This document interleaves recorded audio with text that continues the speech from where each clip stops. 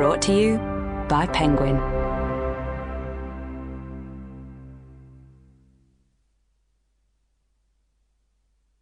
Secret Asset by Stella Rimington. Read by Amy Noble. To my granddaughter Layla. Chapter 1. In the upmarket bathroom shop in Regent's Park Road in North London, the slim, brown-haired woman was showing a close interest in the display of tiles. "Do you need some help?" asked the young male assistant, who was keen to close since it was almost 7 o'clock in the evening. Liz Carlyle was killing time. In trainers and designer jeans, she looked like any of the wealthy young married women who drifted in and out of the interior design shops and boutiques of this part of London. But Liz was neither wealthy nor married, and she was certainly not drifting. She was very focused indeed.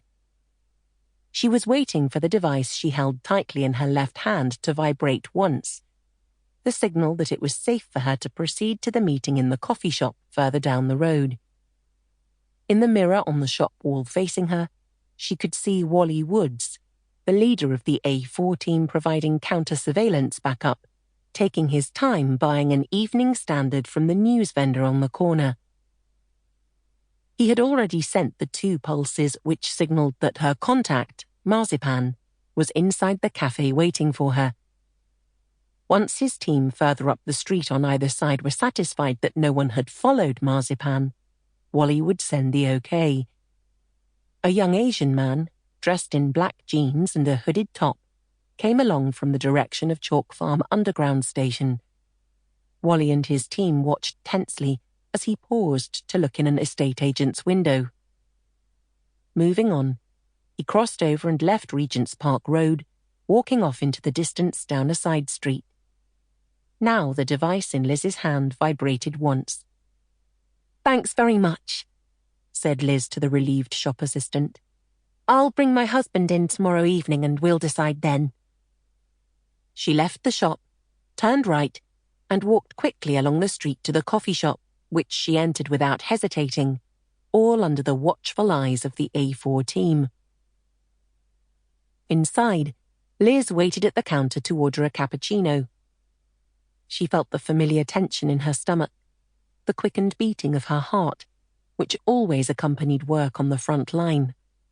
She had missed this excitement.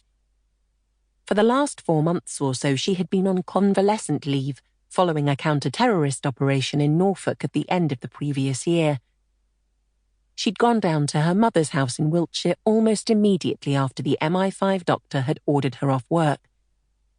In the ensuing weeks, she'd soon been well enough to help her mother in the garden centre she ran.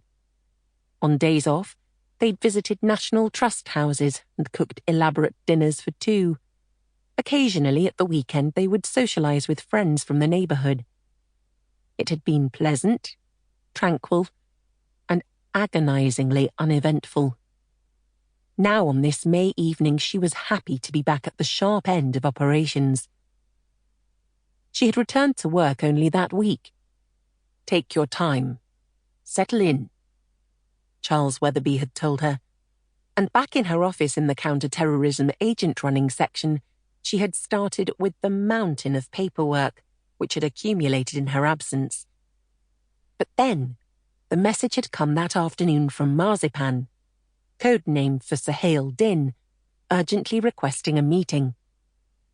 Strictly speaking, Marzipan was no longer Liz's business. Her colleague Dave Armstrong had taken him over, along with the immense promise of reliable information that he represented, the minute she had left. But for the moment, Dave was in Leeds on urgent business, and Liz, as Marzipan's original recruiter and runner, had been the obvious choice to stand in. She took her coffee and walked to the gloomy back of the cafe where Marzipan was sitting at a small corner table reading a book. "Hello, Suhail," she said quietly, sitting down. He closed his book and looked at her in surprise. "Sample complete. Ready to continue?"